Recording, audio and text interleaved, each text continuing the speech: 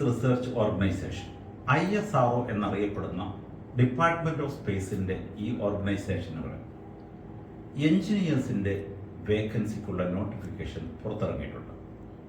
നിങ്ങൾക്കറിയാം, നമ്മുടെ രാജ്യത്തെ സ്പേസ് ടെക്നോളജിയെ ലോകോത്തര നിലവാരത്തിൽ ഉയർത്തുകയും അത് തുടർന്നു കൊണ്ടുപോവുകയും ചെയ്യുന്ന ഡിപ്പാർട്ട്മെന്റാണ് ഡിപ്പാർട്ട്മെന്റ് ഓഫ് സ്പേസ്. അത് ഇംപ്ലിമെന്റ് ചെയ്യുന്ന ഏജൻസിയാണ് ISRO എന്ന ചുരുക്കപ്പേരിൽ അറിയപ്പെടുന്ന ഇന്ത്യൻ സ്പേസ് റിസർച്ച് ഓർഗനൈസേഷൻ. അവർക്ക് രാജ്യത്തിന്റെ പല പ്രദേശത്തും ഓഫീസുകളുണ്ട്, റിസർച്ച് സെന്ററുകളുണ്ട്. ഇവിടെ ജോലി ചെയ്യുന്നവരെ സ്പേസ് സയന്റിസ്റ്റുകളാണെന്ന് അറിയപ്പെടുന്നത്.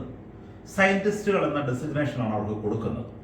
ഇപ്പോൾ വന്നിരിക്കുന്ന വേക്കൻസി എൻട്രി കേഡറിൽ 45 വേക്കൻസി, അതായത് സയന്റിസ്റ്റ് SC എന്നാണ് അവർ പറയുന്നത്. അവരുടെ ഗ്രേഡ് സയന്റിസ്റ്റ് SC കഴിഞ്ഞാൽ SD, SC ഇങ്ങനെയാണ് ഗ്രേഡ് പോകുന്നത്. ഈ തുടക്ക ഗ്രേഡ് എന്ന് പറയുന്നത് പെട്ടെന്ന് മനസ്സിലാക്കുവാൻ ലെവൽ 10 ആണ്. ലെവൽ 10 എന്ന് പറയുന്നത് നമ്മുടെ സിവിൽ സർവീസ് കഴിയുന്ന IAS IPS ഓഫീസേഴ്സിന് സ്റ്റാർട്ടിങ്ങിൽ കിട്ടുന്ന ഗ്രേഡാണിത്. അഥവാ നമ്മുടെ യൂണിവേഴ്സിറ്റി കോളേജുകളിൽ അസിസ്റ്റന്റ് പ്രൊഫസർ നിയമനത്തിൽ കയറുന്നവരുടെ സ്റ്റാർട്ടിംഗ് ഗ്രേഡാണ്. അല്ലെങ്കിൽ ഇത് ഗവൺമെന്റ് ഓഫ് ഇന്ത്യയിലെ ക്ലാസ് 1 ഓഫീസർ തസ്തികയാണ്. ചുരുക്കത്തിൽ ഇതിന്റെ സ്റ്റാർട്ടിങ്ങിൽ ഇപ്പോഴത്തെ DA ഒന്ന് കണക്കുകൂട്ടി നോക്കുമ്പോൾ മേജർ സിറ്റികളിൽ നിങ്ങളുടെ ശമ്പളം ഏതാണ്ട് 1 ലക്ഷത്തോളം അടുത്തു വരും. ഒരു എഞ്ചിനീയറിംഗ് ഗ്രാജുവേറ്റിനെ സംബന്ധിച്ചിടത്തോളം തുടക്ക ശമ്പളം 1 ലക്ഷം എന്ന് പറയുന്നത് ഒരു വലിയ തുകയാണെന്ന് പറയാതിരിക്കാൻ വയ്യ. അതിനേക്കാൾ ഉപരി നിങ്ങൾ ജോലി ചെയ്യുന്നത് ഈ രാജ്യത്തിനു വേണ്ടിയാവും. നിങ്ങളുടെ സർവീസ് ശാസ്ത്രജ്ഞൻ എന്ന രീതിയിലാവും. നിങ്ങൾ ഈ രാജ്യത്തിന്റെ വികസനത്തിനു വേണ്ടി ഒരു പങ്കാളിയായി മാറുകയാണ്. നിർബന്ധമായും തീർച്ചയായും മിടുക്കന്മാരും മിടുക്കികളുമായ നമ്മളുടെ എഞ്ചിനീയേഴ്സ് ഈ ജോലിക്ക് വേണ്ടി ശ്രമിക്കണം എന്ന് വളരെ സ്നേഹപൂർവ്വം പറയുകയാണ്. ഞാൻ ആദ്യമേ പറഞ്ഞു 45 വേക്കൻസിയാണുള്ളത്. ഈ വേക്കൻസിയിൽ ഏറ്റവും കൂടുതൽ ഉള്ളത് അഹമ്മദാബാദ് സെന്ററിലാണ്. എന്നാൽ ഒപ്പം തിരുവനന്തപുരത്തും ഹൈദരാബാദിലും മറ്റും ഇതിന്റെ വേക്കൻസികൾ കുറച്ച് വേക്കൻസി വരുന്നുണ്ട്. അപ്പോൾ നമ്മുടെ ക്വാളിഫിക്കേഷനെ പറ്റി നമുക്ക് നോക്കാം. MTech ആണ് ഇതിന്റെ ബേസിക് ക്വാളിഫിക്കേഷൻ പറയുന്നത്. Computer science, computer engineering, electronics, marine engineering, അങ്ങനെ പല വിഭാഗത്തിൽ വേക്കൻസി വന്നിട്ടുണ്ട്. ഡീറ്റെയിൽഡ് നോട്ടിഫിക്കേഷൻ കാണുമ്പോൾ നിങ്ങൾ ഇതിൽ എലിജിബിൾ ആണോ എന്ന് നിങ്ങൾക്ക് മനസ്സിലാവും. അതിനോടൊപ്പം ഇതിന്റെ പ്രീ റിക്വിസിറ്റ് പറയുന്നത് നിങ്ങൾ ബിടെക്കും ഇതേ വിഭാഗത്തിൽ ചെയ്തവരായിരിക്കണം എന്ന് പറയുന്നുണ്ട്. അതിനേക്കാൾ ഉപരി നിങ്ങളുടെ മാർക്ക് 60%-ത്തിലധികം നിങ്ങൾക്ക് ബിടെക്കിനും MTechനും ഉണ്ടാവണം. വേറെ വളരെ ഇൻട്രസ്റ്റിംഗ് ആയ ഒരു ക്വാളിഫിക്കേഷൻ എനിക്ക് തോന്നിയത്, ബിടെക് എന്ന് പറയുന്നത് 4 വർഷം കൊണ്ട് തീരേണ്ടതാണെങ്കിൽ ഏതെങ്കിലും കാരണവശാൽ, അതായത് സപ്ലിമെന്ററി ഒക്കെ എഴുതി നിങ്ങളുടെ ബിടെക് 4 വർഷത്തിലധികമാണ് നടന്നിരിക്കുന്നുവെങ്കിൽ നിങ്ങൾക്ക് 60-65% ഉണ്ടെങ്കിൽ പോലും നിങ്ങൾക്ക് എലിജിബിൾ അല്ല. അതുപോലെ 2 വർഷത്തെ MTech നിങ്ങൾ കംപ്ലീറ്റ് ചെയ്യാൻ 3 അതിലധികമോ വർഷം എടുത്തിട്ടുണ്ടെങ്കിൽ നിങ്ങൾ എലിജിബിൾ അല്ല.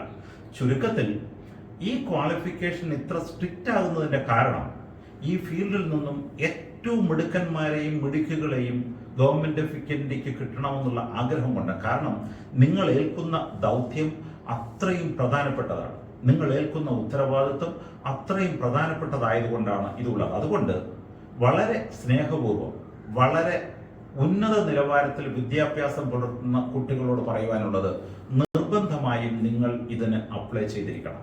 ആകെ 45 വേക്കൻസി ഉണ്ട്. 2 ടയർ ഓഫ് എക്സാമിനേഷൻ ആണ് നടക്കുന്നത്. ഒന്നാമത്തത് നിങ്ങളുടെ ഒരു കമ്പ്യൂട്ടർ ബേസ്ഡ് ടെസ്റ്റ് ആയിരിക്കും. 100 ചോദ്യങ്ങളാണുള്ളത്. അതിൽ കൂടുതൽ ചോദ്യങ്ങളും ചോദിക്കുന്നത് നിങ്ങൾ പഠിച്ച വിഭാഗങ്ങളിലായിരിക്കും. നിങ്ങൾ ഒരു പക്ഷേ സിവിൽ എഞ്ചിനീയറിംഗ് ആണ് പഠിച്ചിരിക്കുന്നതെങ്കിൽ നിങ്ങൾക്കുടെ majority of the question civil എഞ്ചിനീയറിംഗിലായിരിക്കും വരുന്നത്. അതുപോലെ ഓരോ വിഭാഗത്തിലും ഇലക്ട്രോണിക്സ് ആൻഡ് കമ്മ്യൂണിക്കേഷൻ ആണെങ്കിൽ majority of the question electronics and communication വരും.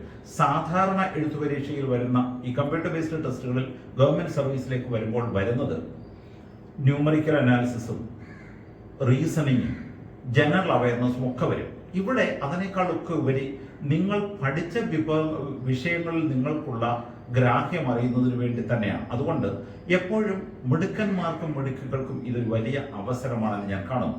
ഇനി നിങ്ങളുടെ അപേക്ഷിക്കേണ്ട രീതി എന്ന് പറയുന്നത് ഓൺലൈൻ ആപ്ലിക്കേഷനാണ്. അതിൻ്റെ ലിങ്ക് ഞാൻ ഡിസ്ക്രിപ്ഷൻ ബോക്സിൽ കൊടുത്തുകൊള്ളാം. അപേക്ഷാ ഫീസ് എന്ന് പറയുന്നത് 750 രൂപയാണ്. 750 രൂപയാണെങ്കിലും അവർ പറയുന്നത് റിട്ടേൺ എക്സാമിനേഷൻ ക്വാളിഫൈ ചെയ്ത് ഇന്റർവ്യൂവിന് വിളിക്കുന്നവരെ സംബന്ധിച്ചിടത്തോളം അവർക്കത് റീഫണ്ട് കൊടുക്കും. SC/ST വിഭാഗങ്ങൾക്ക് മുഴുവൻ തുകയും റീഫണ്ട് ചെയ്യും. മറ്റുള്ള വിഭാഗങ്ങൾക്ക് 500 രൂപയും റീഫണ്ട് ചെയ്യും. അപ്പോൾ വളരെ ജെനുവിനായ കുട്ടികളെ എങ്ങനെയായാലും ഈ ഡിപ്പാർട്ട്മെന്റിൽ എത്തിക്കണമെന്നുള്ള ആഗ്രഹമാണ് ഇതിന്റെ പിന്നിലുള്ളത് എന്ന് നിങ്ങൾ ഓർക്കുക. നിർബന്ധമായി നമ്മുടെ കുട്ടികൾ ശ്രമിക്കേണ്ട ഒരു എക്സാമിനേഷൻ ആണെന്നുള്ളത് വീണ്ടും ഞാൻ അടിവരയിട്ട് പറയുകയാണ്. ഒപ്പം നിങ്ങൾ computer based written examination clear ചെയ്യുകയും ഇന്റർവ്യൂവിന് നിങ്ങളെ വിളിക്കുകയും ചെയ്യുവാണെങ്കിൽ തീർച്ചയായിട്ടും ഇന്റർവ്യൂവിനുള്ള TA നിങ്ങൾക്ക് തരുന്ന ഒരു സൗകര്യം ഇതിനകത്ത് അവർ പറഞ്ഞിട്ടുണ്ട്. രണ്ടാമത്തെ ഗ്രേഡിൽ ഏതാണ്ട് 4-5 വേക്കൻസി മാത്രമേ ഉള്ളൂ. പക്ഷേ അത് PhD-കാർക്ക് വേണ്ടിയുള്ളതാണ്. അത് സയന്റിഫിക് ഗ്രേഡിലെ രണ്ടാമത്തെ ഗ്രേഡാണ്. SD എന്ന് പറയുന്ന ഗ്രേഡാണ്. അപ്പോൾ ഒരു സ്റ്റെപ്പ് എബോ നിങ്ങൾ പോകും. അത് വയർലെസ് കമ്മ്യൂണിക്കേഷനിലുമൊക്കെ പ്രാവീണ്യം നേടിയുള്ളതാണ്. നോട്ടിഫിക്കേഷനിൽ അത് നിങ്ങൾക്ക് വ്യക്തമാകും.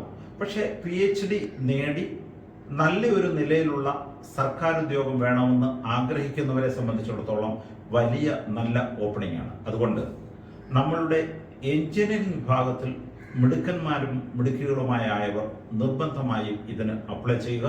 അപേക്ഷിക്കേണ്ട അവസാന തീയതി ഫെബ്രുവരി 12 അവസാന ദിവസത്തേക്ക് മാറ്റിവെക്കാതെ നിർബന്ധമായി നിങ്ങൾ ഉടനെ തന്നെ അപേക്ഷിക്കുക. നിങ്ങൾ പഠനകാലത്ത് പഠിച്ച കാര്യങ്ങളെപ്പറ്റി കുറച്ചുകൂടി ഒന്ന് ഡീറ്റെയിൽഡായിട്ട് പഠിച്ചോളുക. കാരണം നിങ്ങൾക്ക് റിട്ടേൺ എക്സാമിനേഷനിൽ ശരിക്കും പെർഫോം ചെയ്യാൻ പറ്റും. All the best. Thank you.